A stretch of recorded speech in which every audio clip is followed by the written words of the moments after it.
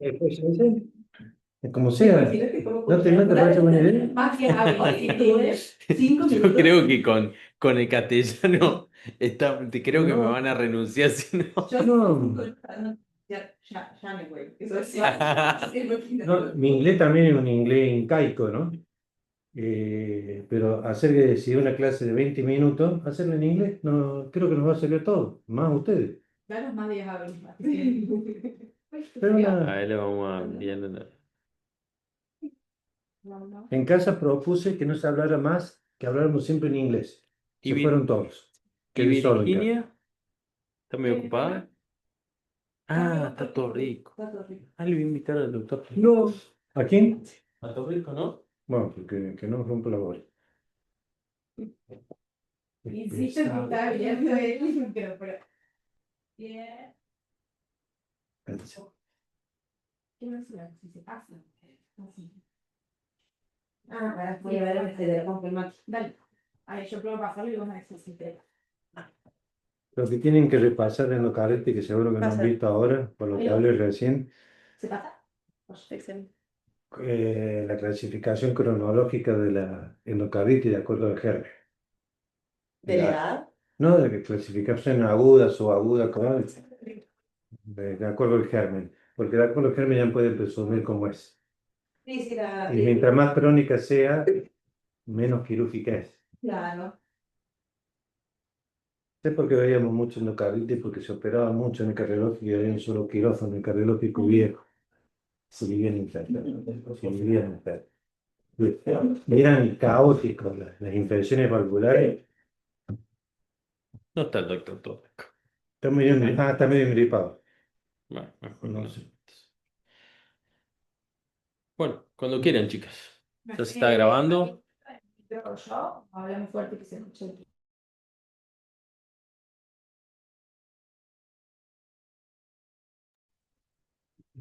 Ahí se ve la presentación, ¿no? En Zoom. Bueno, Abuelo creo que era paciente mío. seguramente. Era el que era parecido A mi papá. No, tu papá lo conozco. Ah, sí. Era parecido a Angelos. Sí. Sí, fue paciente mío en mucho tiempo. Y cuando ganó Angelos lo subieron a un auto y lo pasaron por todo el Sí, era paciente mío hace muchos años. No sabe de la vida. Me recuerdo por verte ahí. Bueno, el día de hoy vamos a dar endocarditis a propósito de un caso clínico. A ver, no sé. Un paciente masculino de 63 años de edad que ingresa por el servicio de guardia de este hospital como motivo de consulta de disnea. Acude a la guardia central por presentar desde hace más de 20 días dolores corporales, sudoración nocturna, sensación de piernas cansadas, que en la última semana se acompaña de sensación de esta falta de aire que empeora y ortopnea. Como antecedentes personales patológicos, tiene hipertensión, hipotiroidismo, cardiopatía isquémica con stent en la arteria ascendente anterior del 2022 y es un paciente obeso. Este paciente dice que es paciente mío, que yo lo suelo controlar. Y que lo ingresé con Ulge, ¿no? Sí, no lo conozco. Con medicación habitual tiene telmisartán, aspirina y levotiroxina. Al ingreso, los signos vitales tenía una frecuencia cardíaca de 68 latidos por minuto, una tensión de 130-80, una temperatura de 36, una frecuencia respiratoria de 16 y una saturación a 96% aire ambiente. El paciente estaba lúcido, vigil, orientado, ventilando espontáneamente sin requerir oxígeno, con aceptable dinámica respiratoria, negaba palpitaciones y presentaba incurgitación yugular y edema en ambos miembros inferiores. Al examen físico presentaba ruido 1 y ruido 2 hipofonético, ingurgitación yugular, pulsos periféricos palpables, normotenso, edema en ambos miembros, BOD positivo, adecuada perfusión periférica, aparato respiratorio con hipoventilación basal, adecuada dinámica respiratoria, sin aporte de oxígeno, un abdomen globuloso, depresible, no doloroso, con ruidos visuales positivos, y estaba lúcido, orientado, movilizado a extremidades y sin signos de foco neurológico. Vienen con estudios complementarios que se había realizado anteriormente, en 2014 un ecocardiograma, que que informaba una leve dilatación del ventrículo izquierdo con función conservada. La imagen que se ve ahí es a modo ilustrativo, no es la del paciente, pero como se vería un ecocardio con un ventrículo izquierdo dilatado. En 2021 se había realizado un estudio por cámara gamma en el hospital italiano que no evidenciaba isquemia y informaba una fracción de eyección phase de esfuerzo del 44% y de reposo del 57%. Aquinesia septal e hipoquinesia inferior y apical. Ahí hay también una representación gráfica de cómo es un estudio de cámara gamma. Sumo a estos chicos, y el informe que tiene esa cámara gamma es una lesión de la descendente anterior. ¿Saben por qué? Dice no tiene isquemia. Sí. Porque tiene una fracción de eyección de 57%, que con el esfuerzo, que en realidad es en el post-esfuerzo inmediato, no en el esfuerzo, que es también donde se paga la deuda de oxígeno, la fracción cayó más del 10%. Eso es típico de las lesiones de descendiente anterior. De un paciente que también hay que estudiar. Que de hecho es donde tienen stem. Sí, que no tiene Sí. Claro. Después. Yo creí que era de ahora, perdón. Este es de 2021 y en Sí, 2022 le ponen el La fracción de eyección que cae con el esfuerzo es la eyección de 3 vasos o de la descendente anterior. Fallo de Bonville 3 esfuerzos. Este es el electrocardiograma al ingreso, que se ve un ritmo sinusal, pero irregular. Arritmia respiratoria. Así se dice. Es normal. Más en los chicos, ¿no? El laboratorio del ingreso no presentaba mayores particularidades, leucocitos de 8110, tiene una anemia leve, normocítica, normocrónica, función renal conservada, glucemia que está elevada, pero no sabemos si es en ayunas o no. Ionograma tiene 3,4 de potasio y 134 de sodio. Y las enzimas cardíacas normales. Esta es la radiografía de tórax al ingreso, que se podría presumir un aumento de tamaño en la silueta cardíaca y se ve como la trama vascular, por así decirlo, se ven como opacidades en la radiografía. Tiene algo de poco, ¿no? ¿Era fumador, chico? Hasta donde leí, no. ¿Cómo se diferencia una placa de EPOC de una inspiración profunda? No se diferencia. Ah. No se diferencia. Esta materia, todo van separados. Después, bueno, se decide la internación en UTI. Uy, yo ya me disocié, ahí está. Internación en UTI con un diagnóstico presuntivo de insuficiencia cardíaca descompensada, se indicó un monitoreo, gastroprotección, heparinoprofilaxis y diuréticos. Este es el ecocardiograma, no pude poner el video que nos había mandado el doctor Brizuela, pero pusimos la imagen en la que, según mi criterio, se ve ahí señalado una vegetación a nivel de la válvula. Durante su internación también se repitieron las pruebas de laboratorio que no presentaron otras particularidades más que las que se señalan acá, una eritrosedimentación aumentada, una proteína C también aumentada ligeramente y alteraciones en los gases de sangre arterial. Y la anemia leve, ¿no? Y la- También típica de endocarditis crónica. Este es de hoy, se lo pedí a María José esta mañana, que en los mismos cultivos que se le realizaron al paciente fueron positivos para Enterococcus fecalis, ambos hemocultivos, perdón, que fueron sensibles a ampicilina, minociclina, vancomicina, streptomicina y gentamicina a alta carga estas últimas dos. Andamos bien contigo, ¿no? Quiere comprarse el ¿Qué pasa? Acá ibas Dale. pasando el mío y yo paso el tuyo. ¿Cambiamos la dosis? Sí.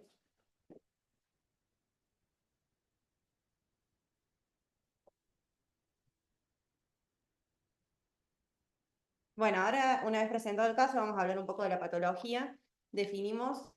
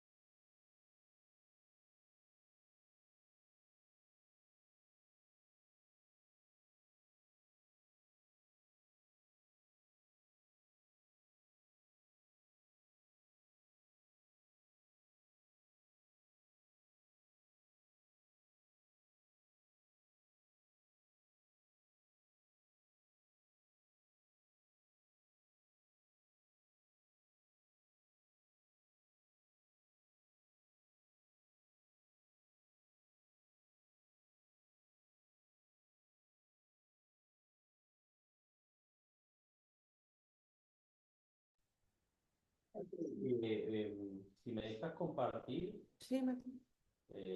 2 segundos nada más que les muestro.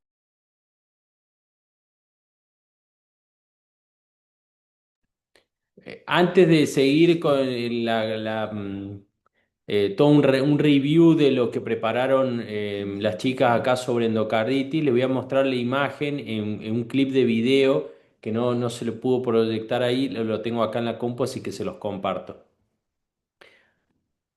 Acá van a ver, fíjense, ahí está la proyección del video, acá está la válvula aórtica y se ven esa ecogenicidad en el centro. No sé si se ve el mouse ahí, ¿lo ven ustedes? Ah, perfecto. En el punto. Ah, bien. Bueno, ahí se ve una imagen de suma en la válvula aórtica en el lado ventricular. Así es, ¿no? Móvil, ahí vegetante, apenas se ve algo que entra y sale. En la válvula aórtica es en la valva no coronariana. Bien. Justo ahí, en esa imagen al último, se ve muy bien cómo va y viene y es móvil la vegetación que tiene. Eso nada más le quería compartir. Ahí. Parece que la vegetación más que de la válvula es la valvular, ¿no? Ah, bien. Porque si fuera móvil, siempre las vegetaciones son del lado aórtico, Bien.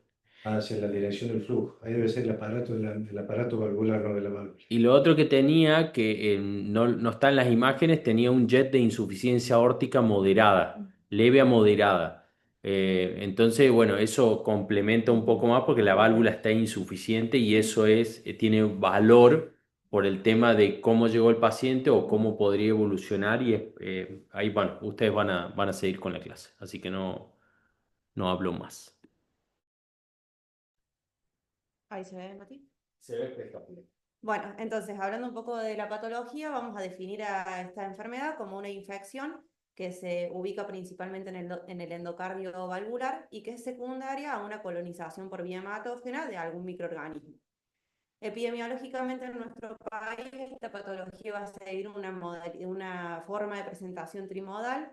A los 25 años alrededor es una de las formas menos frecuentes, pero que puede suceder, asociado principalmente al consumo de drogas endovenosas. Tenemos un segundo pico entre los 45 y 50 años, que es la forma de presentación típica de la endocarditis infecciosa, producido principalmente por el Streptococcus viridans, aunque puede ser producido por otros agentes, y una tercera forma de presentación en pacientes mayores de 65 años, sobre todo asociado a infecciones sobre válvulas protésicas, ya sean mecánicas o bioprótesis. Hablando un poco más de la epidemiología, podemos decir que la endocarditis infecciosa es la segunda causa de síndrome febril prolongado, es más frecuente en hombres y en mujeres y en nuestro país va a tener una mortalidad cercana al 25%. Bueno, hablando un poco de la fisiopatología, me pareció bastante didáctico este cuadro que contempla todo lo que es la fisiopatología, donde tenemos que tener en cuenta dos elementos principales. Por un lado, vamos a tener una lesión a nivel endotelial y por otro lado vamos a tener un foco séptico. Esta lesión endotelial lo que va a ser exponer los factores del subendotelio que van a predisponer a que se una la fibrina, se deposite la fibrina y se forme un trombo o lo que se llama vegetación estéril, que también lo podemos encontrar así. Además de esto, digamos que se forma, por otro lado vamos a tener un foco séptico que va a producir una bacteriemia transitoria. De esta forma, el microorganismo va a llegar hasta esta vegetación estéril, la va a colonizar y va a formar lo que se conoce como una vegetación séptica, que es la lesión típica de esta patología. A partir de esta vegetación séptica vamos a tener dos tipos de daños, un daño directo y daños indirectos. El daño directo va a estar causado por la presencia de esta vegetación en la válvula, que es lo que va a generar la destrucción de la válvula, en el caso que así progrese la enfermedad, y nos va a dar las típicas manifestaciones cardíacas que las vamos a ver más adelante. Mientras que de manera indirecta, la presencia de esta vegetación en el endocardio va a generar una bacteriemia persistente que lo que va a hacer es dar todas las manifestaciones extracardíacas, como por ejemplo vasculitis, glomerulonefritis por depósito de inmunocomplejos, puede dar émbolos sépticos y otras manifestaciones extracardíacas. Bueno, hablando un poco de la etiología, que es lo que mencionaba usted, Doc, tenemos tres agentes etiológicos principales. En orden de frecuencia, lo primero que se presenta va a ser el estreptococo, principalmente el Streptococcus viridans, responsable de hasta el 40% de las endocarditis infecciosas. La característica que tiene este agente etiológico es que va a afectar principalmente válvulas enfermas y que cursa de una manera subaguda esta patología. Y es la forma más frecuente que se suele dar en niños y en mujeres. En segundo lugar de frecuencia tenemos el estafilococo, principalmente el estafilococo aureus, que es el segundo en frecuencia, responsable de hasta el 30% de las endocarditis infecciosas, afecta típicamente a las válvulas sanas y tiene una evolución mucho más aguda. La característica que tiene este agente etiológico, que es uno de los principales agentes etiológicos que puede afectar el corazón derecho, a diferencia del resto de los agentes etiológicos que afecta primariamente el corazón izquierdo.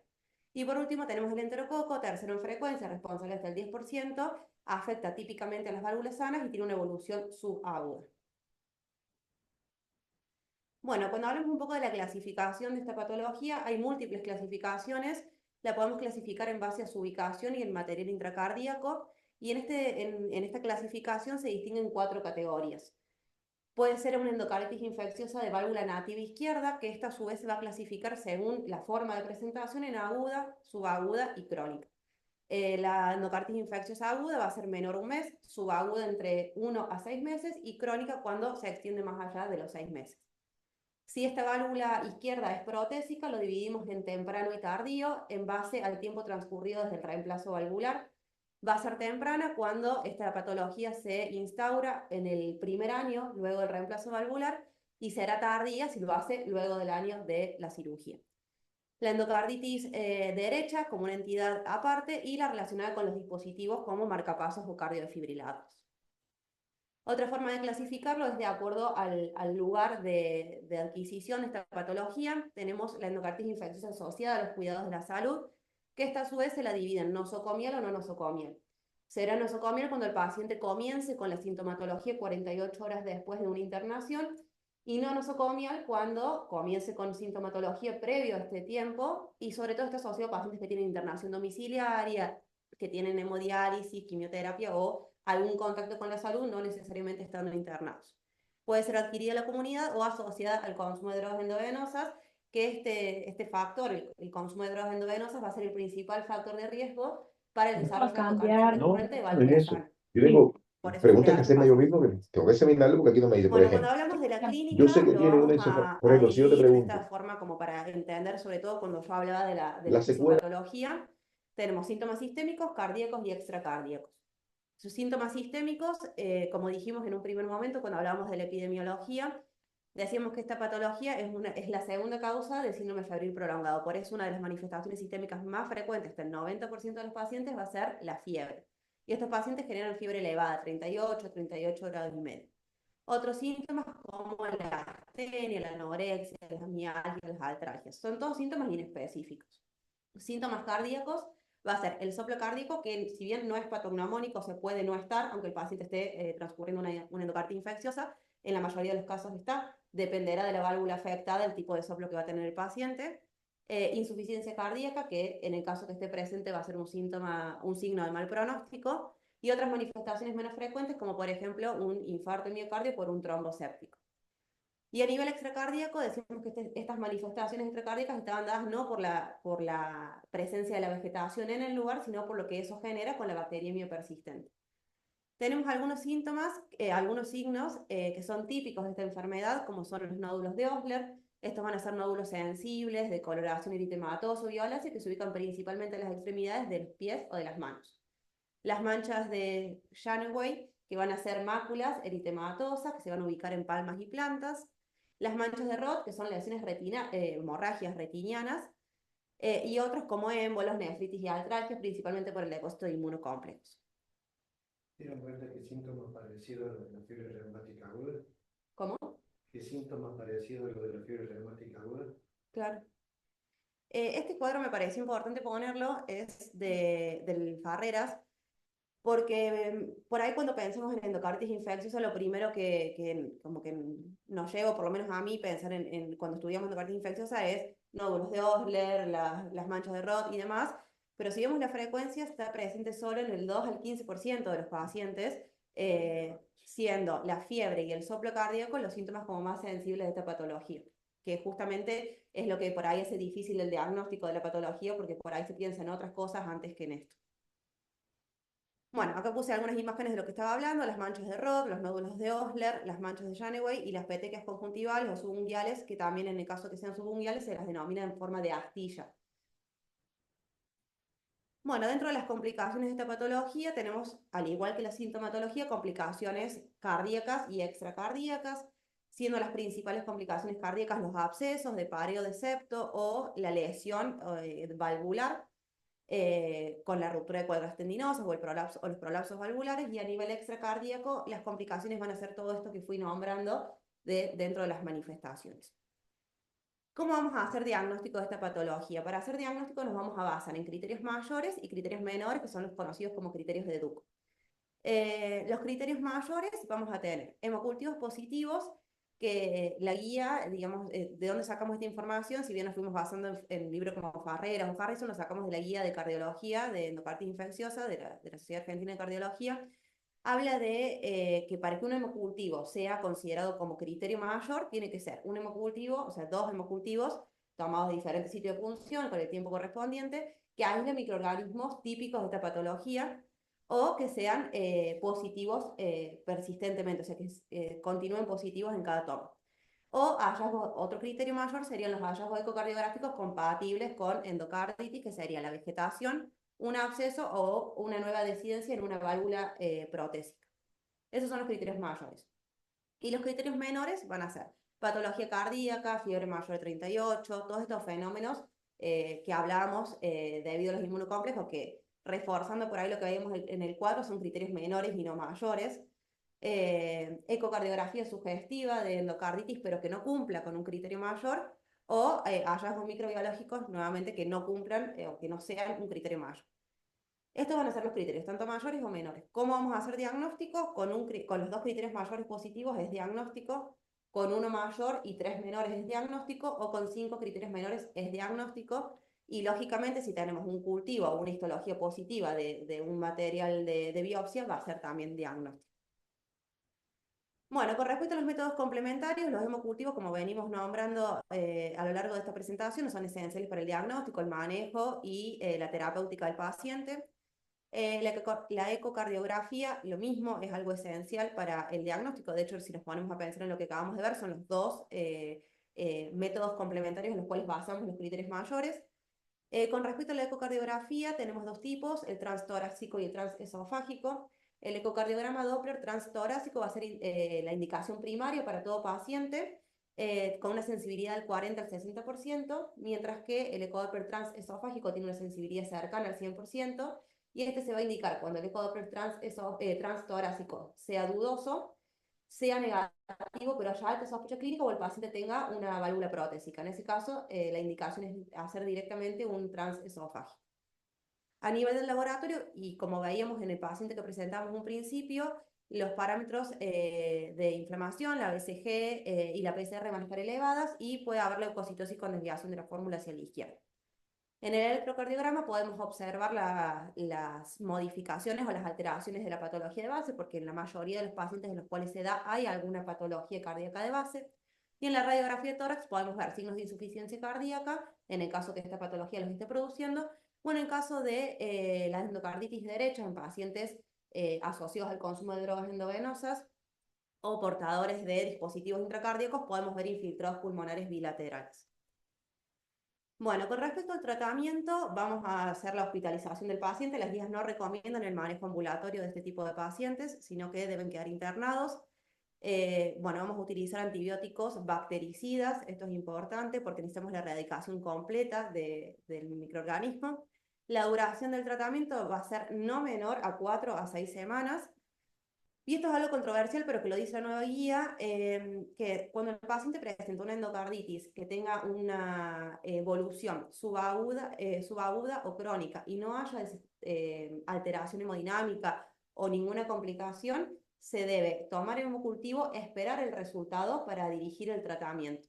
Si el paciente presenta una endocarditis aguda, una descompensación hemodinámica o complicaciones, sí debemos tomar el hemocultivo e iniciar el tratamiento empírico. ¿Cómo va a ser este tratamiento empírico? Se va a utilizar penicilina sódica de 12 a 13 millones de unidades internacionales repartidos en 6 dosis. Se puede utilizar también ampicilina sulbactam, 12 gramos repartido en 4 dosis, asociado a gentamicina 3 miligramos kilo día. Y si el paciente es ah, y si el paciente es alérgico a la penicilina, podemos utilizar vancomicina o cefalotina como alternativas. Esta patología también es pasible de tratamiento quirúrgico. El tratamiento quirúrgico va a constar en la eliminación del foco séptico y del reemplazo valvular si es que así lo requiere. ¿Cuándo va a estar indicado este tratamiento quirúrgico? Cuando el paciente presente más de un episodio embólico grave, tenga una infección incontrolable, haya que hacer una resección de neuronismos micóticos o una endocarditis infecciosa cuando está en una válvula protésica o hay abscesos y ya requieren el recambio de esta válvula. Pegué este cuadro del consenso que estábamos hablando como para que quede más claro en relación al tipo de válvula, si es nativa o protésica, cuál va a ser el tratamiento dirigido, pero en grandes rasgos el tratamiento empírico que se recomienda es el que nombré anteriormente.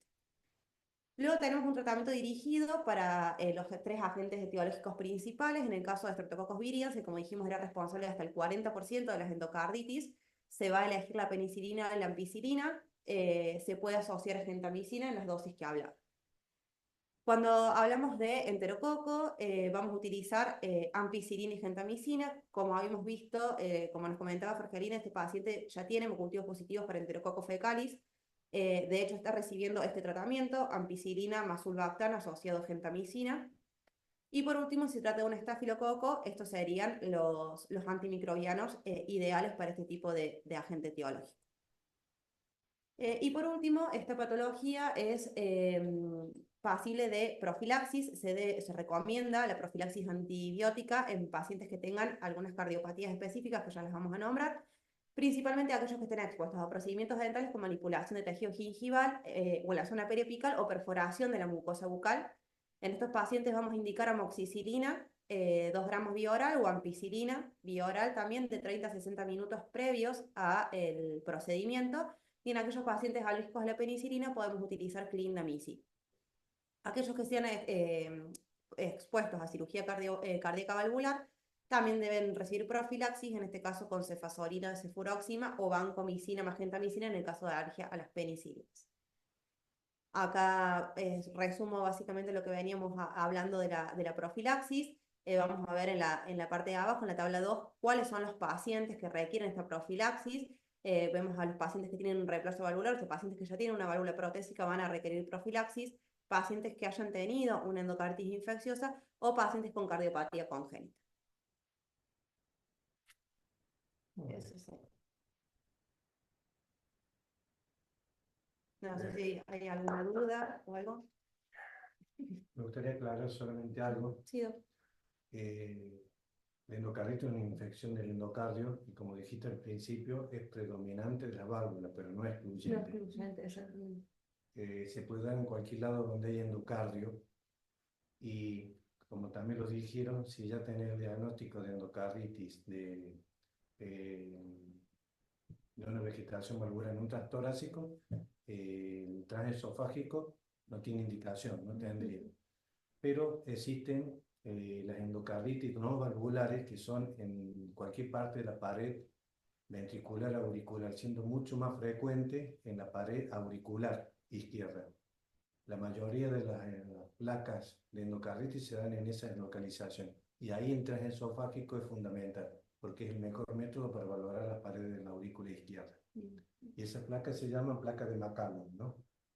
Es raro encontrarlas en la pared del ventrículo izquierdo porque es todo trabeculado el ventrículo izquierdo, con sus pilares primero, segundo, tercer orden, curvas tendinosas, siempre se van a formar vegetaciones. Claro. Que es muy probablemente que lo que pasó en este caso, que se la ve del lado ventricular.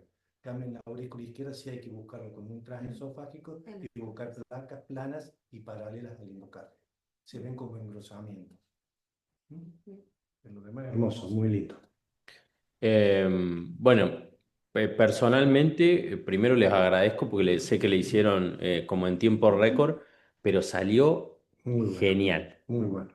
La verdad, la presentación, todo el análisis del caso. Y ahora ustedes pueden, en base a, ¿saben los antecedentes del paciente, además de los cardíacos? la hipertensión arterial y el hipotiroidismo. Uno más. Y la cardiopatía. ¿Y No, leyeron toda la historia clínica? la parte digestiva. Porque él estuvo internado hace unos años atrás por una resolución de una fístula perianal.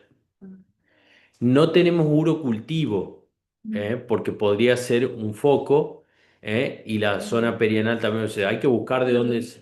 Lo que leíamos es que para que llegue, digamos, lo más frecuente es que sea por alguna por vía genitourinaria o gastrointestinal. Claro, por eso. Está bien. Bueno, Pero tenemos un eh, poco para pensar.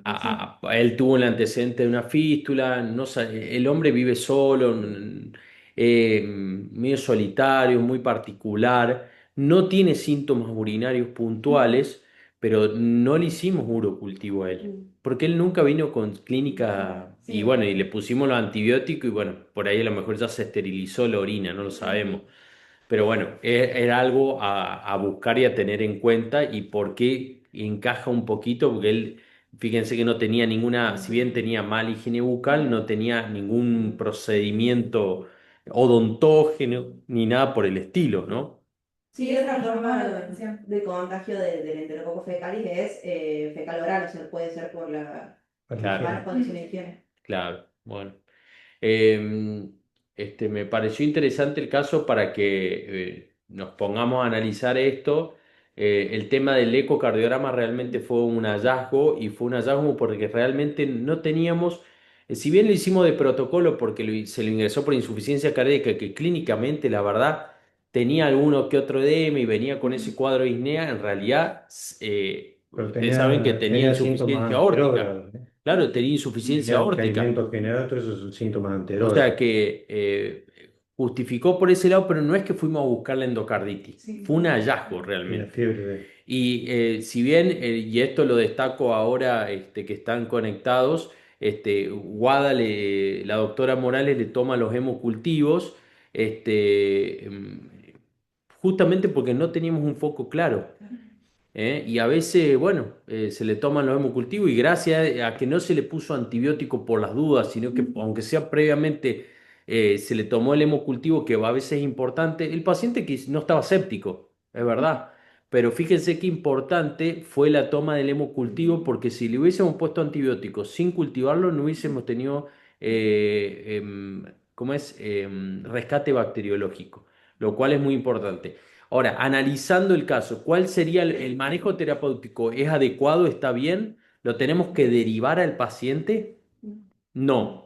Bien, o sea, lo podemos manejar internado en la sala.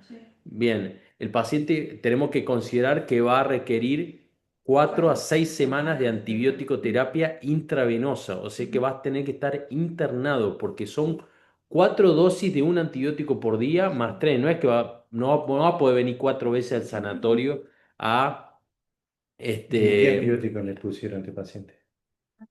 tigeciclina más colistina, los más caros. No, Penicilina nunca. no tenemos penicilina que. Y si no lo usa nunca, No, no tenemos. Ampicilva Genta, Guadalupe le puso Ampicilva, nosotros le duplicamos la dosis, le agregamos Genta y Diego Adamo estuvo de acuerdo en dejar lo mismo porque está cubierto.